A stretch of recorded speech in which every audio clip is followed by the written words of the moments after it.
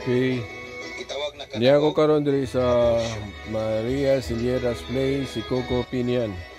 Okay. Kining abortion kay murder Karon na minaw ko sa katisismo no ni Father Ruin Salvo. Muna nga angay gitaw na nga hinulsulan, no? Angay Naubag ra ba niyo ang kung peligro di ang kalag. Nipon? Hinulsulan nya mangumpisal. Mangumpisal. Naminaw og katisismo Nasala batok sa diri sa bukid. ang euthanasia.